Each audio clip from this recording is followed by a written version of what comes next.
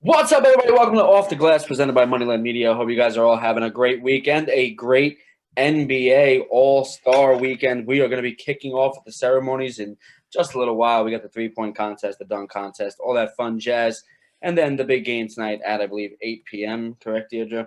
Yes, I believe so. All right, but that's not what we're here for. We are here to cover the first half of the NBA season. We got some winners, we got some losers, we have some big surprises, we have some not-so-big surprises. Can I ask who are like your? I guess we'll start with the standings. I feel like that'll help us with our winners and losers. First up, we got for the Eastern Conference. In first place is the 76ers. They are 24-12, but not far behind them is the Brooklyn Nets, 24-13. The Milwaukee Bucks are next at 22-14. Celtics are 19-17. We got Knicks 19-18. We got the Heat coming back 19-18 themselves in sixth place. Seventh place, the young Charlotte Hornets team at 17th and 18th. Toronto Raptors 17-19.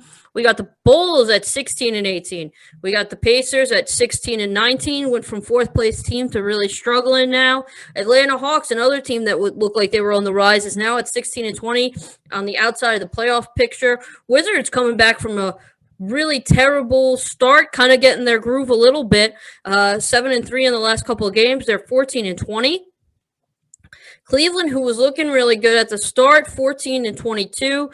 Orlando Magic, 13-23. They're on a 5-game skid. And the Detroit Pistons are at 10-26.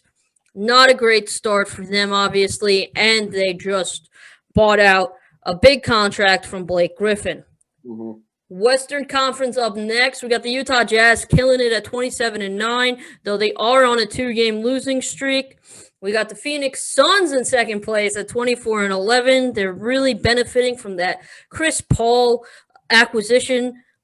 We got the Los Angeles Lakers at 24-13. They are on a 2-game losing streak. The LA Clippers, who were looking really good, are now in fourth place at 24-14. They are on a 3-game losing streak. We got the Portland Trailblazers at 21-14. And they are on a 3-game win streak. We got Denver Nuggets 21-15 on a 4-game win streak. San Antonio, they're not going away in seventh place, 18-14. Dallas Mavericks 18-16 is crawling their way back, but they're going to have to fight the people looking on the outside, starting with Golden State Warriors 19-18. Memphis Grizzlies 16-16. New Orleans Pelicans 15-21. That was a team that we thought might make their way into the playoffs. We'll see what the second half of the season does for them. Sacramento Kings, a team that just never can get their footing going forward. They are 14-22. We got the Houston Rockets on, get this, a 13-game losing streak at 11-23. Minnesota Timberwolves not far behind them on a 9-game losing streak. They are 7-29. It's not pretty. Not pretty. No, definitely not at all. Yeah. All right, so I guess we'll start off with our biggest surprises here. I don't know how many times I have to say this on this show, but if you would have told me a couple months ago that we'd even have a basketball season, I'd be a little hesitant to believe you. But as a Knicks fan, it would also make you excited because you wouldn't, if you would have at the beginning, not now, like obviously not now, knowing how good they're doing, but like at the beginning, you'd be like, okay, now another year towards our rebuild, you know? Correct. But yeah, so if you would have told me a few months ago, and now we're at the point where we have fans in the arena, which is good. You would have told me that the Knicks would be sitting at a 5 seed, I believe. Yeah, we're sitting. Yeah, they're 5 seed. Yep. And above 500, playing great basketball. I mean, you got to look at them as one of the better defensive teams in the NBA. Very, very good defensive team. They're only allowing 104.4 points a game. Mm-hmm.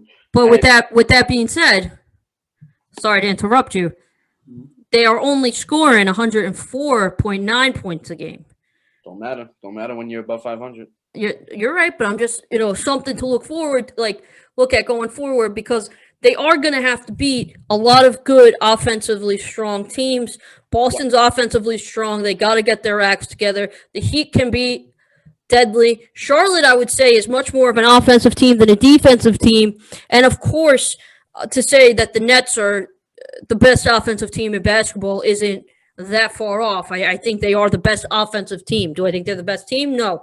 But these are teams that they're going to have to go against where they're going to have bad defensive games. I think something that's important to realize too is you're missing your best defender in Mitchell Robinson, who hasn't played, and you're missing an enforcer there. I always forget his name because he's kind of pointless to me, but he is missing the bald guy. Oh, Taj Gibson? Taj Gibson. You're missing that enforcer in the paint there. Also that loves that. Also a guy that has a rapport with Thibodeau. You know what I mean? Thibodeau drafted him, I believe. Mm-hmm. So, again, I think this is another situation where, we'll see how the season plays out. But so far through the first 50% of it, I think my happiness when the Knicks got Thibodeau and your resentment towards Thibodeau, a little tug back from you on Thibodeau. Yeah, well, okay. But I think he's doing a great job. I want to say that. I'm not a big Thibodeau fan because I thought he had a very good team in the Timberwolves, which we're learning not as good as we thought. But I also was worried because I wanted to see, and this was on me. I thought I'm a big Kenny Atkinson fan. Mm-hmm. We know this. Mm-hmm. Big Kenny Atkinson. I don't think that he should be an assistant coach in the league right now. Right. I think that what he did with that Knicks team, that wasn't.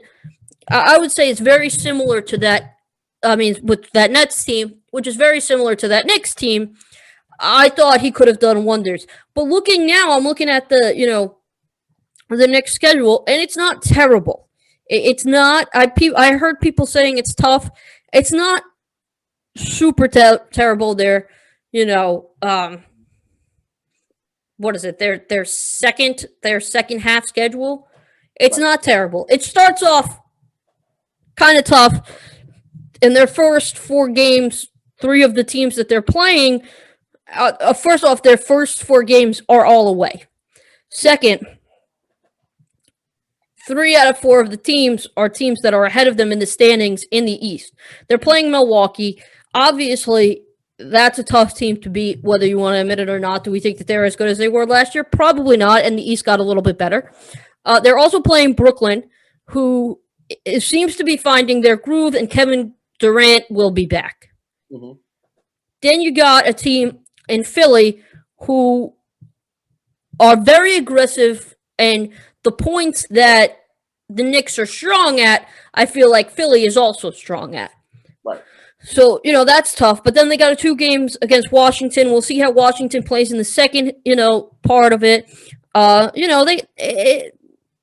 It's not the worst schedule I've ever seen. Those first 4 games, though, I think they need to kind of go at least 2-2 in that game, 2-2 going into those games, to keep themselves afloat. Because yes, they are in 5th place, but like a week ago, the Celtics were out of the playoffs, and now they're in 4th place. So that just shows you what the East is. And the Heat, like I said, the Heat are getting better. The Raptors, race all the way around. What'd you say? A tight race all the way around. Exactly. And the Pacers are a team that were very good at the beginning. They did a couple of trades. I don't know if they were the right trades. LeVert's out because of an injury that they found the thing on his kidney. I think he brings a presence to that team that they could use. Yes, definitely. Hawks, you never know with the Hawks. The Hawks could come back. Wizards seem to be kind of getting their groove together. Going 7-3 in the last 10 is pretty impressive. Mm-hmm. So that's a team that could. And by the way, the Hornets are only getting better. The Hornets are a super young team like the Knicks that are only getting better. Yeah. So it's the Knicks are in no certain way a lock. No.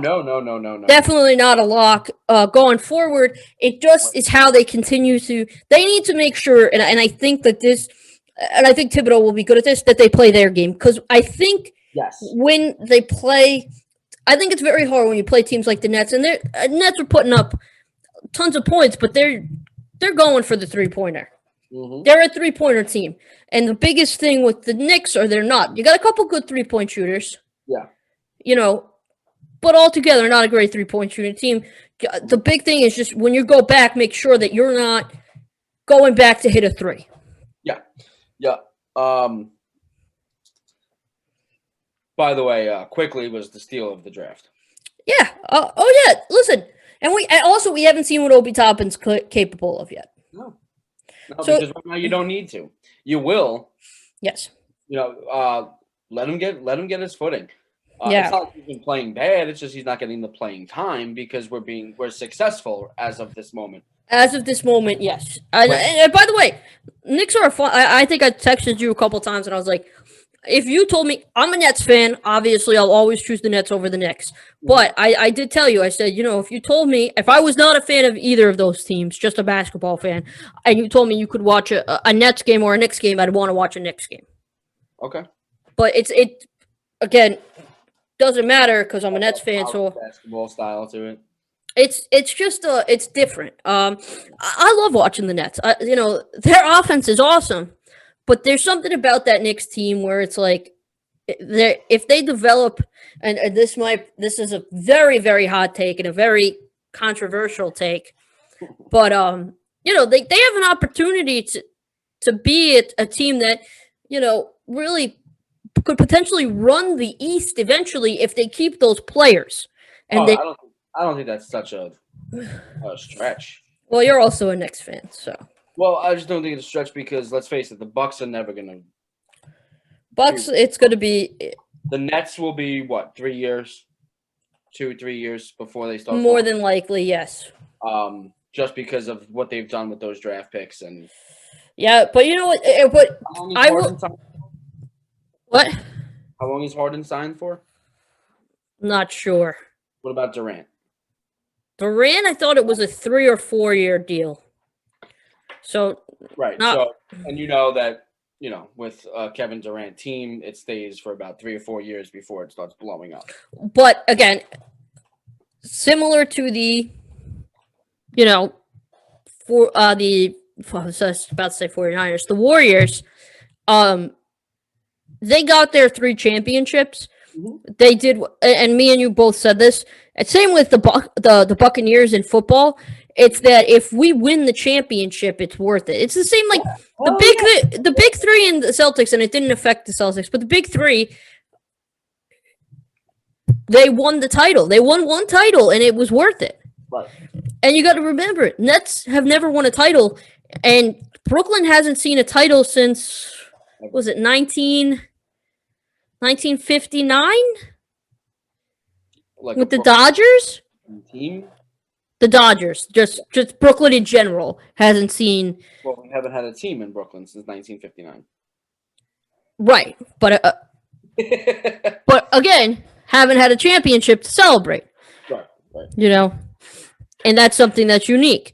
But I will say, I think the Knicks going forward, if they don't mess it up, which the Knicks tend to do, could be good. The Knicks tend to do. Let's say upper management tends to do. Well, that is the Knicks. That's their upper management. Well, we have new upper management. Well, we'll see. All right, next up we got the Bucks, who I kind of want to talk about the Bucks a little bit. Oh no. I think that even it's crazy because I think obviously the East is always going to be the inferior division. It's just the way it is currently. But the Bucks, for them, I think they made some I think they are a better team than they were last year. Yeah. You got guys like Bobby Portis who is playing well. To their credit, they have 6 guys that are, averaging double digits. They know their strengths. Drew Holiday, what a great pickup by them. They have a couple of really good. Their bench makes me a little nervous, but they're a team that can compete. And Giannis is still young. But going forward, I think that that's a team that we need to really look at because this second half is going to make or break them. I mean, like most teams, but especially this Bucks team. They were supposed to kind of be in the championship last year. For a lot of people, thought that, Right. and they weren't. And they had a rough playoffs, and at some point, you got to be like, yeah, Giannis Antetokounmpo, whatever his name, I can never say his last name. Antetokounmpo, whatever. He is a great player, and I'm not saying physically gifted as hell. He's a deep. He's great, but at one point you're gonna be like, is this, the way we're playing? If we can't get it with all these players, are we? It's the same as what eventually the Celtics are gonna have to do with Jason Tatum. It's like, is this guy going to be the guy that gets us to the promised land? Obviously, Giannis is completely different because I think Giannis is a little bit more of a box office draw than Jason Tatum is right now. But I think it's something to look at going forward. Is like, all right, do we just completely start over because we're not going to get anywhere, or do we do what the Celtics are essentially doing with all these years of being that close but no cigar, and what the Toronto Raptors, they had that happening to them year after year. They trade DeMar DeRozan, and they get obviously Kawhi Leonard, and that's what made them make the leap. So it's something to think about going forward with the Bucks. Also, Raptors played a pretty banged up Golden State team. Yeah. But so, what my key to a playoff team is, Deirdre? Healthy. Health? Yeah. What do you mean health? Like they have to be healthy? Well, yeah, of course you want health. But you said what do you think my key to a playoff team is? We were just talking about how banged up the Warriors were. So I don't think it was that crazy for me to say. Every day. Defense? Those championships. Ball games are won by offense. Okay. Let's face it. On a night-to-night basis, your legs get tired. Mm-hmm. And offense eventually prevails. Right. But when you're getting in the playoffs and you have a Dallas Mavericks team going up against the Miami Heat offensive freaking juggernaut. Yeah. It's defense wins championships. It doesn't matter what sport it is. It could be soccer, baseball, tennis, hockey. Right. At the end of the day, defense prevails in championships. And I think we noticed that this year with the Buccaneers in the Super Bowl. Everybody was like, how the hell did that happen? Well, their defense.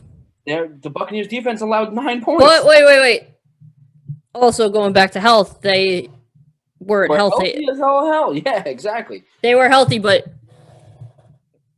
and I'm not saying Chiefs would have won if their offensive line wasn't messed up. I'm not saying that because I don't know. I think it would have been a lot closer though. But they were definitely banged up. Right. All right, but no, I agree. Health. You have depth to your roster. I think sometimes that, look at it this way, everybody overreacts. And from a gambling standpoint, I got to point this out. Everybody overreacts. The Clippers say Kawhi Leonard is sitting out tonight. And the Clippers were 4-point favorites at the beginning of the game, right? Mm-hmm. Kawhi Leonard ruled out of contest, right? That thing now swings to a +4. Now you're talking about an 8-point difference because the star is sitting out. Correct? Correct. What concerns me more is if Lou Williams is sitting out. I need the guy. Everybody plays a role. Right. Star is kind of the guy that doesn't play a role. So when a role player is out or injured, that concerns me more than if a Kawhi Leonard is out. From a gambling standpoint. Gotcha. You can make up for stars. Other people are going to come in and fit those spots. You get your points somewhere else. Because in the NBA, let's face it, out of 115 points that are scored that night, your star has 20 to 30 of them. Yep.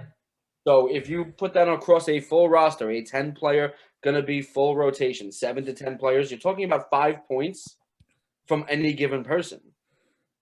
You have 4 people put up 5 points additional than what they're normal, which is not that hard when you have 9 to 12 more touches per game because your star is sitting out. So to me, if a Lou Williams is out, that's a problem because now your 9th man has to step up and be your 6th man.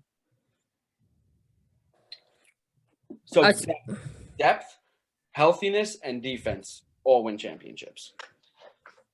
76ers have good depth. I think, and I know probably a lot of people don't watch the Nets for their role players, which I get. I do like that's, but as a fan, one of my favorite players. Let me tell you something real quick. People like to bet on Steph Curry. Mm-hmm. Bet on. No, continue. Sorry. Yeah, bet on Steph Curry. Bet on James Harden. Bet on Kyrie Irving. Bet on Kevin Durant. Bet on LeBron James. Profit doesn't come. I think we have to address the sports gambling section. Oh yeah, no, I agree. Yeah, and that's your department. In the spectrum of this, right? LeBron James, his total is over 40.5, right? 10,000 people bet LeBron James over 40.5 that night. Now that number is blown out of proportion, obviously, but let's just say 10,000 people bet it. Do you think that Vegas is about to hand out 10,000 bets? That's not how it works. But so they put those numbers higher. You want to know where your profit comes from? The most profitable man in the NBA over the past 3 weeks, Marc Gasol. The second most profitable player in the NBA over the last 5 weeks, Joe Harris. In the sense of over-unders. Yeah. Here's the thing. People say, oh, Anthony Davis is out. Lakers are going to lose. Who's stepping up for Anthony Davis? Stop paying attention to the things that everybody pays attention to. Pay attention to the things people don't pay attention to. So that role player that just came in, Marc Gasol, he's a rebounding machine. He's going to lay it up for you. So when you look in and you say his numbers are over or under 12.5 points, rebounds, assists, you're going to have that in the first quarter. And let's not forget, Marc Gasol has all of a sudden learned how to shoot a 3-ball. Got to in this league. Absolutely. So it's those role players. Remember, defense wins championships. So there's good defensive teams out there. Sorry. The Lakers, if it's Lakers playing the Nets, the interior defenders, if Anthony Davis is playing, are going to lock down James Harden from driving to the paint on every play. Sorry, speaking of depth, it looks like Blake Griffin will be signing with the Nets after clearing waivers. Oh my God.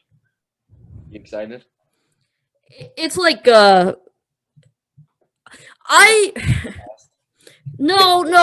because he's still young and not young, but he's not old. Effective. He's, You guys need big men, so. Yeah, so I mean, like, it could be worse. Definitely could be worse. And we'll probably get him for a discounted rate. Yeah. Because of the buyout. I don't know. I mean, it could be worse. I mean, obviously, it's always great to have a big body when you're going. So, but yeah. That's just in. But all right. We talked a lot about the East. I think it's time we go down to the West. I'm gonna be honest. With full strength, do you think those Utah Jazz and Phoenix Suns have a shot against the Lakers and the Clippers? 1,000%. Okay. So again, I think what we'll do here is we'll let you discuss the situational. Oh, gotcha. And you'll do cover the sports angle from it. The Utah Jazz. When you start betting teams, and this is why the Sacramento Kings are very intriguing to me. This is why the Knicks are very intriguing to me. All right, sorry, I just want to. I think, and correct me if I'm wrong. Mm-hmm. I think because of the gambler that you are and the lack of gambler that I am, I think some teams might be favored to you because you're like, they covered the spread. And I think that's what you look at. I think you look at, like, all right, well they're covering the spread, they're covering this, they're doing this, as opposed to, okay, last year when they were in that situation, or these players who have been in this situation before. And I think that's where we bring a different dynamic, which is great for the show. But it's also like, I feel like you might, like you've been saying about the Sacramento Kings, and I think this is what makes our show different, is we bring up the personal stuff and we, Absolutely. disagree with each other. I think you've been saying this thing about the Sacramento Kings, and I'm like, I don't know about that. And this is why. Because numbers, playing a team close is one thing. Being third from last place at 14-12 is a whole, at 2-8 in the last 10 games. I know you still find them intriguing, but continue about your gambling, because I think that's a super important part of the show. So what intrigues me about the Knicks, what intrigues me about the Kings is teams that are bad. When you know they're on the horizon of being good, they do something that people don't pay attention to because you don't see the wins. But from a gambling perspective, from the Vegas perspective, from professional gamblers, from modest gamblers, actually modest don't really notice it, but the Knicks may be 0-7, but they're 7-0, covering the spread in their last 7. So you know that they're still bad, but they're getting better. Because games that they used to be, let's say 2-10 against the spread in their last 12, now they're 9-3. And they're getting there a little bit. Like when you played the Bucks 2 years ago, they covered the spread. And then this year they beat them. So you start seeing the wheels turning a little bit. Get your team to cover the spread, and the wins will start coming. The closer that spread, and the reason I say this is because Vegas catches on quicker than anybody else. So they see the Knicks cover the spread in the last 7, so that number comes down on them a little bit. So now you have the Knicks going, now we're 7.5-point underdogs when we used to be 15-point underdogs against the, let's say the Clippers or the Lakers. Now it's 7.5, and they cover that spread. Now you're on the verge of winning. And then now into fruition this year, now the Knicks have started winning ball games. The Kings are where the Knicks were last year. But with that being said, it's a long while. Like the Kings, yes, they might be where the Knicks were last year, but the Knicks are also in a much better position in the East than the Kings are in the West, especially when the Kings are in the same division as the Lakers, the Clippers. Are they in the same division as Phoenix? I think they are. I'm not 100% sure, but they're in that division with Golden State, and I just don't think that it's comparable. I don't think it's comparable, but that's what brings a different thing to this show, a different energy to this show, which I'm so happy about. But I will, going back to what I was saying, I think the Utah Jazz are very good. Yes. But I don't think Rudy Gobert and Donovan Mitchell are the X factor to win it all yet. I think they will be, but we need to see. Kawhi and LeBron James are the X factor. Absolutely. I'm going to say super X. Waiting against the spread. Super X. Right. Well, right now, Donovan Mitchell and Rudy Gobert are mini X. Mm-hmm. They are X factors. They're great. They're young. They're talented. Going to first place so far, having a great year. After we thought that relationship would have been this time last year, that relationship was on rocky terms. Let's not forget. Right. With all the crap, Rudy Gobert has grown up in a year. Isn't it crazy? We're talking about this right now. When last year, we thought one of them was going to get traded because of coronavirus. And now here we are talking about them in first place. That's just something that's insane. But they will get there. I don't know if they're going to have enough time. I think Lakers, yeah, they are struggling a little bit without Anthony Davis. Yeah, absolutely. Definitely struggling without Anthony Davis. Someone who's important, right? Someone who's super important to the team. Mm-hmm. He comes back, total different level of a team. However, they're bench was good last year. Their bench might be better this year. Yeah. So that's a team that, you can never count LeBron James out. They concern me, though.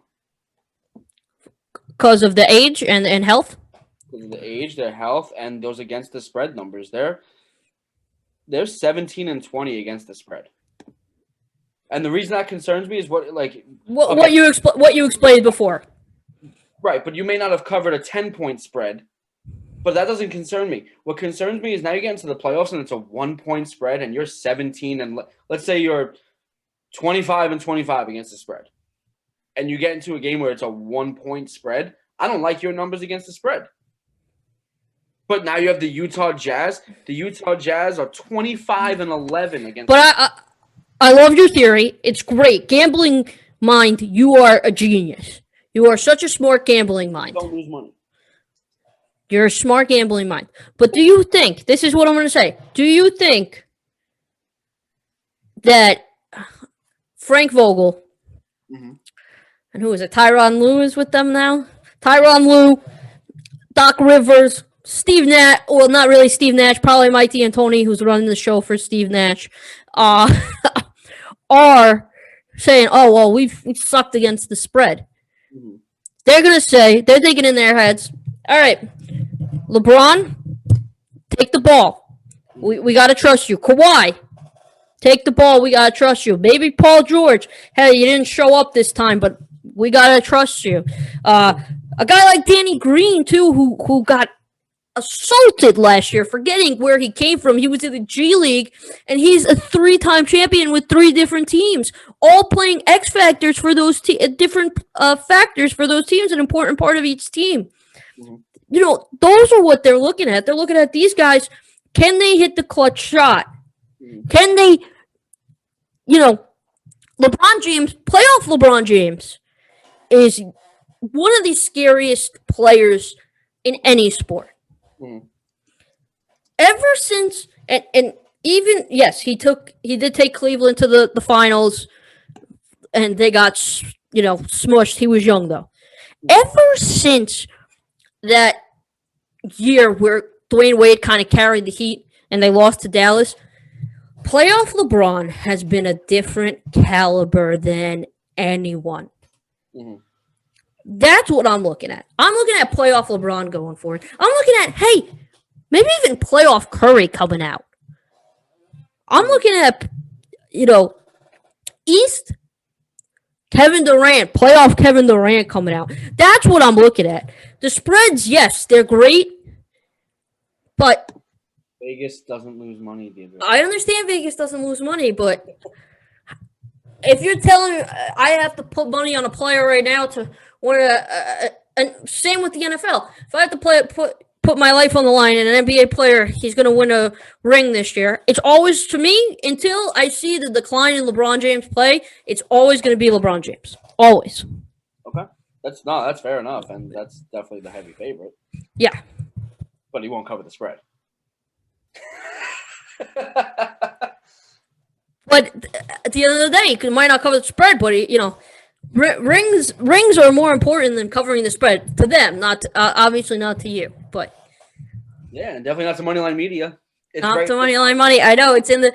Well, then you got to bet the money line. No. Exactly. Not be silly. If you bet the Lakers money line, you're risking 500 to make 100. We ain't doing that. Yeah. But yeah, no. I mean, I don't know if Phoenix. Remember, none of those Phoenix players, besides Chris Paul, and I gotta look at their roster. It's a young team. It's a young team, right? Decently young. They're pretty young. Looking at their roster right now. Let me see. Why is it? Where the hell is? They show such weird. Like the roster isn't. Dude, who's the worst team in the NBA at covering the spread? I would imagine the Nets. No, the Nets are actually good at covering the spread. Are they? That shocks me. This year. Okay. They're about even. They're 20-17, so they're about 50. So it's a profit margin there. So from what I'm looking at, and you can correct me if I'm wrong, but what I'm looking at, with Seven- Dario, I think they've had 3 guys that have been in the playoffs in their life. Who? Chris Paul. Steph Curry. I'm Steph Curry. Devin Booker. Devin Booker was never in the playoffs. Did he get to the playoffs? He never got to the playoffs. They haven't been to the playoffs since he's been there. Oh, he's going. Well, I know they're obviously going to the playoffs. So what we're talking about. We're talking about in a 7-game series. In a 7-game series, when they're going to have to play either the Lakers or the Clippers, will they be able to win? No. Chris Paul, Jay Crowder, and I believe Nadar. Yeah, Nadar was in it. Sorry, 4 Nadar, who was with the Celtics, I believe, last year, and Dario Saric was, I believe, when he was with the 76ers. Mm-hmm. So, believe so. Could be wrong. But they don't have that talent. Now, Utah does have that mix. They've played in some really, by the way, the best series last year, the Jazz played in versus the Denver Nuggets. Best series in the playoffs. 24. So that it was amazing. I think Lakers and Clippers beat them in 7. Okay. I think Denver. They better hope Denver continues to crawl up because I think Denver beats Utah in 7. Denver scares me. Denver definitely scares me. Mavericks are another team that can squeak out a win. Same with Trailblazers. Never. Blazers. No, Mavericks. 15-19 this year against the spread. Not good because they're favorites in a lot of them. Well, yes. So.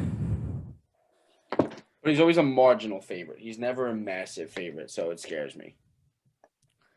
All right. With that being said, we did our kind of we did our analysis of the teams. I think it's time we kind of do NBA awards that we think are going to happen for 2021. The predictions that we think are coming up. Yeah. All right, so let's start. We'll start with the most improved player. Most improved player. Holy crap. I have. I want to give it to my guys, of course. What guy? Oh, good question. I really like the way RJ's been playing, but I don't think I would give it to him. You know what? I would give it to Morant, but he freaking shit the bed this year. Oh, that's not most improved player then, dude. Come on, man. I'm saying I'd give it to him because it's his sophomore year, but I can't. Oh, God. Most improved. This is going to take forever. It is because we can't give it to a star because they all suck. Bryson DeChambeau just won the golf tournament. Congratulations, Bryson. Who do you think? Julius Randle's a really good idea. Yeah, that's who I was going to go with for sure. Julius Randle's been playing out of his freaking mind. But I want to see comparables. Let's see. Last year he averaged 2 points per game. Look at this. Julius Randle's career is 16.7 points per game, 9.2 total rebounds, and 3 assists per game.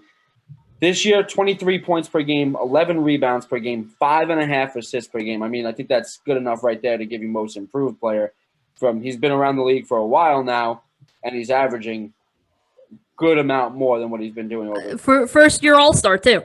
On the 5th-ranked team right now, which to me plays a big – and he obviously plays the part of that team. So I got to go Julius Randle here. I totally agree, Julius Randle.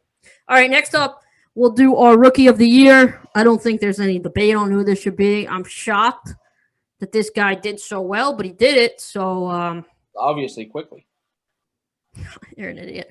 LaMelo Ball is my pick for sixth man of the year. Yep, great year. He's what'd you say? Sixth man? Sorry, rookie of the year. Listen, I'm losing my mind a little bit. Wait a second, what happened? Yeah, I mean he's playing great, averaging 15 points a game, 6 rebounds, 6 assists, shooting 44% from the field. I mean, you can't argue with the numbers. There's nobody really even close to him. He's having a great year. He's leading that Hornets team.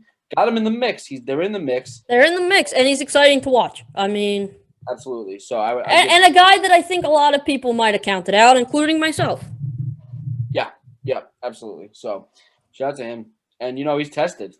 Playing not in U.S. college, so he's battle tested. He's like a Luka Doncic. When you're playing in those outer leagues, the international leagues, you're a little bit more man fed. Totally agree. All right, next up we will do sixth man of the year. LaMelo Ball, cash cow on over points. All right, sixth man of the year. Who are you going with? Is it fair for me to put quickly in this spot? I mean, listen, it's your predictions. He's not gonna get it. I mean, it's gotta always go to. Is Lou? I don't even know. Is Lou Williams still in the sixth man, or has he been bumped? No, he's still in the sixth man, but he's not playing very well this year. Yeah, he's not. I mean, his averages are down now that I look at it. So he's on the decline. You want me to go first? Yeah, who's even eligible for this position? I gotta go Jordan Clarkson here. He's averaging 17.9 points a game, 4 rebounds, 2.3 assists. He's having a great year. Obviously on the first place team. He's averaging his field goal percentage is 44%, not too bad. He's playing really well. He's averaging about 3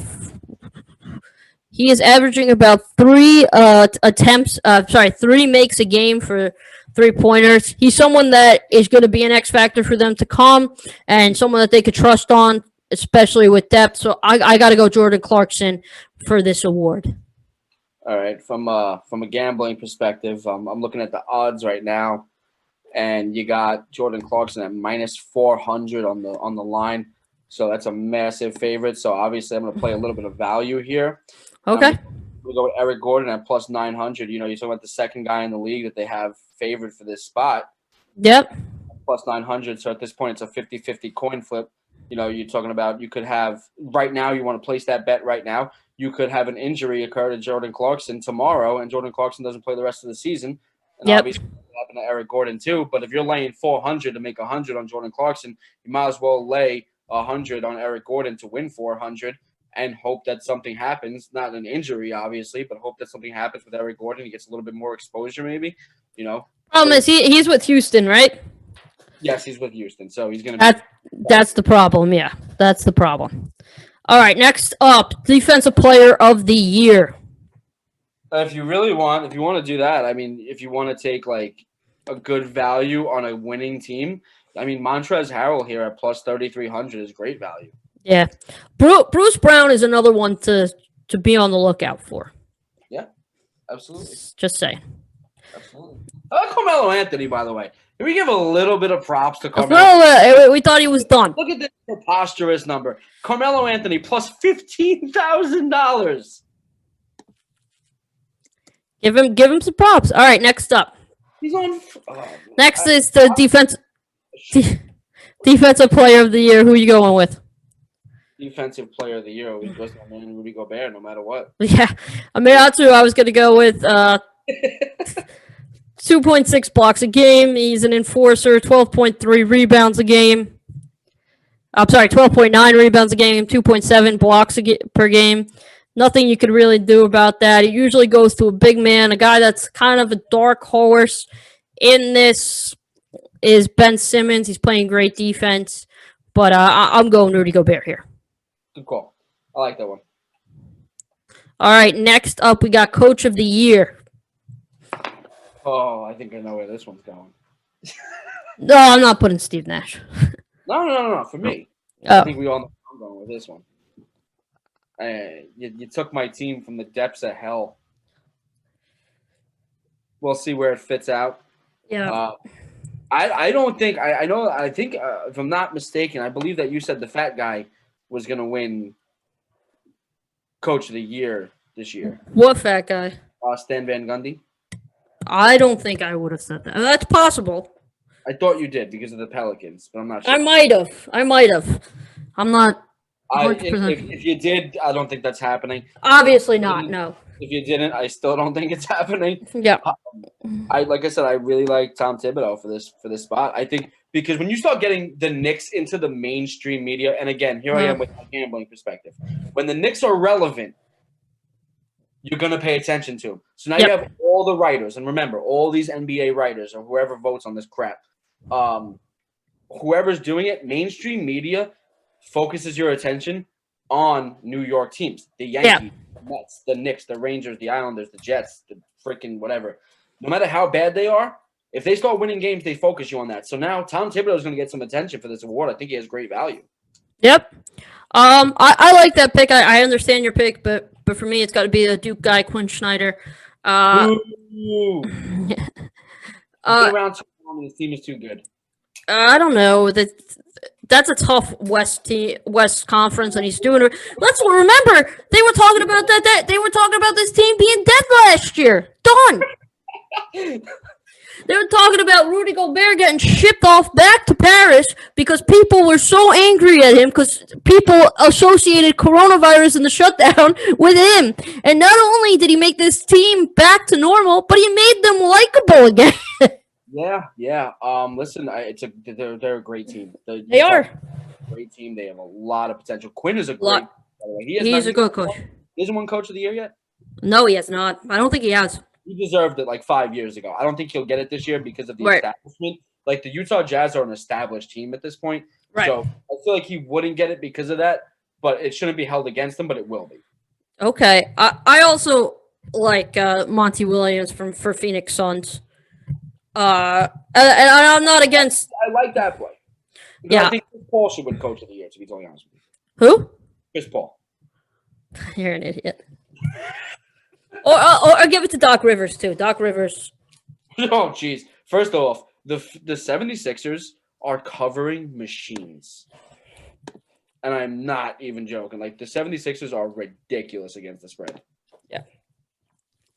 All right. And now, mid-season, time to predict who will be the Eastern Conference champions.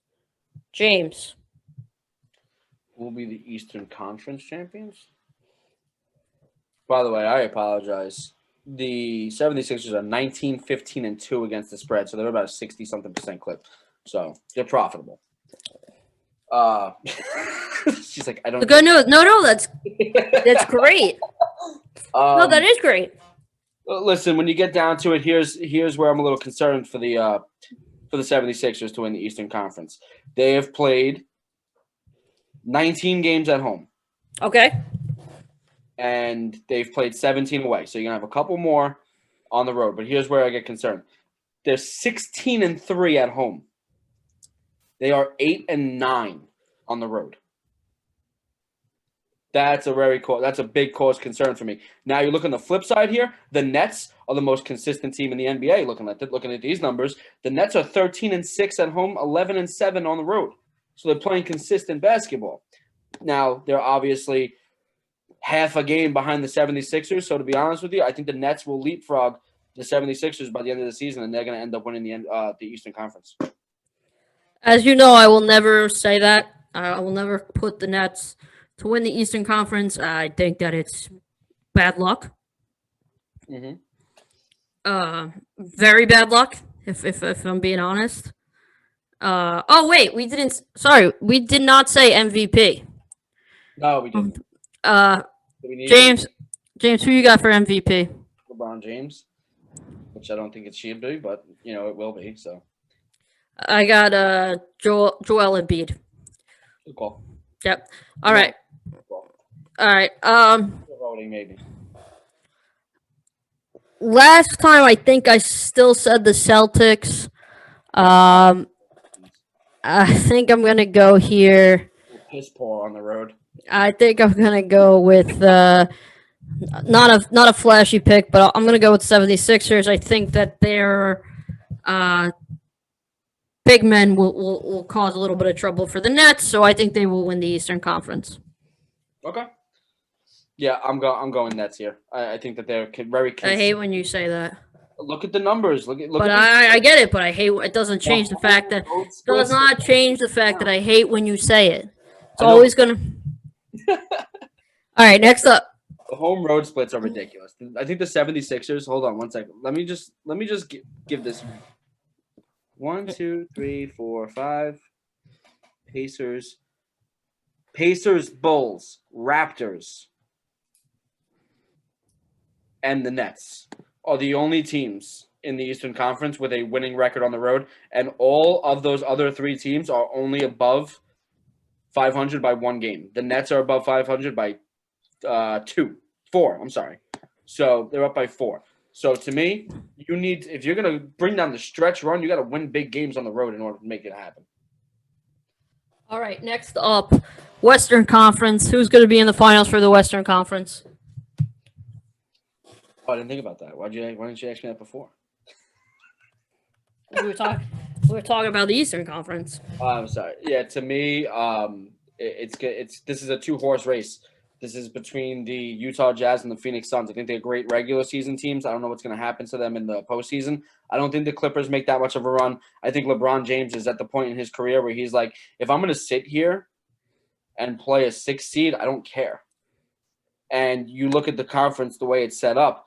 If I can get the Nuggets at the 6th seed, I'll take it. The Clippers they're going to be a good playoff team. I don't think they're going to make that kind of run for the 1 seed. I don't in the NBA. I don't think the 1 seed means as much as it used to be. So. Yeah, especially in the West. Yeah, because you're playing a great team. You could look at this. If the season ends today, the Jazz are playing the Mavericks. Yeah, exactly. I'm going. No matter what. I'm between 2 teams, and you know the 2 teams that I'm between. Again, not a flashy pick. I'm going to go, I think, Clippers versus 76ers. Doc Rivers versus old team, I think the Clippers come out on top. I think the Clippers will be your 2021 NBA champions. James? Nets versus, who'd you go with, Jazz? I'm going to be totally honest with you. I thought we meant like if the season ended, who would be in first place. I thought you meant like who was getting the number 1 seed. No. Who was going to be the champions? Like the actual. All right. Well, I'm sticking with the Nets. And then I have I'm taking the Jazz here. Okay. All right. Who's winning? Good question. Jazz. The Utah Jazz. Okay. I'm not just champion. I'm going, and like I said, I'm going with the Clippers here. And that is it for Off the Glass. We'll be back with much more going forward. We're super excited. Check us out on Spotify, Apple Podcasts, and subscribe to our YouTube. Thank you so much, and have a lovely Monday, because that's when it's going to be released. Yeah, enjoy your Monday. Just another manic Monday. All right. James? Stay safe, stay well, stay hydrated. Awesome.